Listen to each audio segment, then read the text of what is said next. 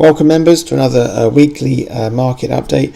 Let me just start with an important announcement because Thursday is the 1st of June and that's the cutoff for the special discounted rate for members. I save you the VAT and there's a special price for that if you come to the seminar on 1st and 2nd of July. Just had some research coming this week from these new systems I'm working on, and you don't want to miss them on the Sunday, where it's just absolutely crazy. We had two within 24 hours. This is like, doing a trade on one day and the next day coming back to it. We had one that was up 58% and the other was up 103%. That's just overnight with this new thing that we've been working on for the last year. And it's really, really exciting. Now, you're only going to get this info. I'm not going to make a DVD product of this. This is only for people at the event who, on the Sunday, I'm going to go over it. And by the way, the DVD recording of the event is only for new members. You only get a DVD recording if you're a new member. You don't get a DVD recording if you're existing. So it's, it doesn't include live events or recordings of the live event. Okay, so it's every other product but that. So if you want to come, you've got a reduced rate. You don't have to come to the whole thing Friday, so you can just turn up for Sunday, and you should have got an order form by now. If not, do email me at raiderhelp.com. Sorry, raiderhelp@gmail.com.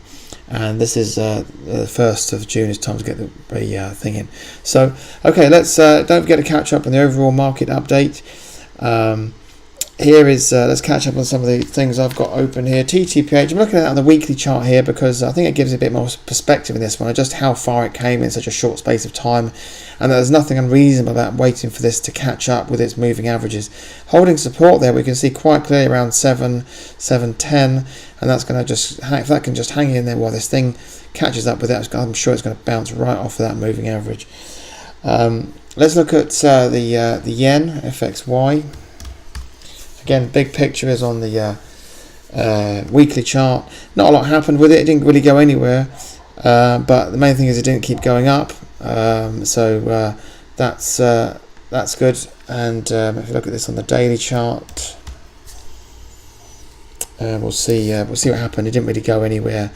I remember I shorted the FXY around there, and as long as it doesn't get above its 200-day, I'm happy, so it's fine. Just let that one sit along there. That's fine by me. Let's look at Caterpillar. This one I recommended, and it was around about yes, it was bouncing off of that rising moving average there. So I was recommending it was around about here. We had this huge gap up here, which was obviously very nice. Nothing wrong with it settling back down again, and now it's gone up to another high. Now, why wasn't I worried when it came back down here? Because look, there's old resistance, and it became new support, and all it did was a healthy breakout, pull back, on it goes again. So don't get too panicky if the paper profits turn into less of a paper profit, because you can see what's going on there. It's healthy and normal for a stock to do that, and now your patience is rewarded by over 1,000 point running gain on that one.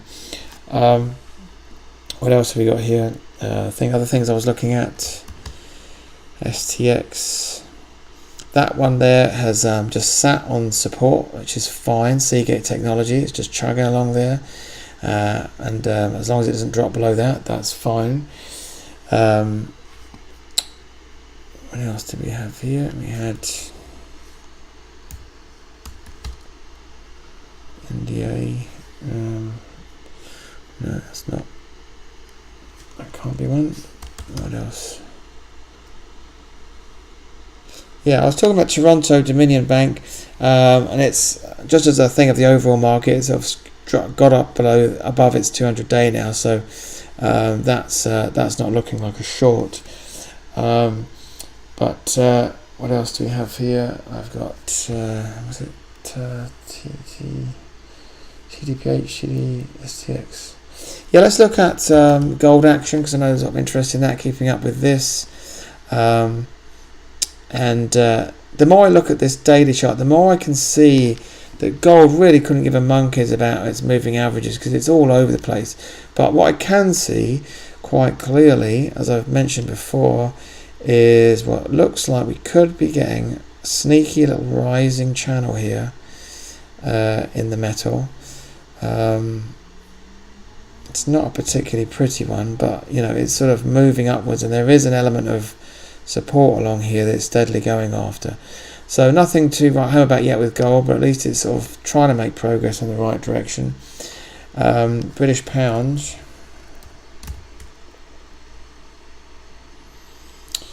So what we've had here is we had that nice breakout, and it was holding its position nicely, and this was a bit like TTPH or Caterpillar I was showing. There's nothing wrong with a nice healthy big breakout, and it just chugged, and then even just down here it's pulled back. Look how it's still on this mark here, which I would still consider as being support.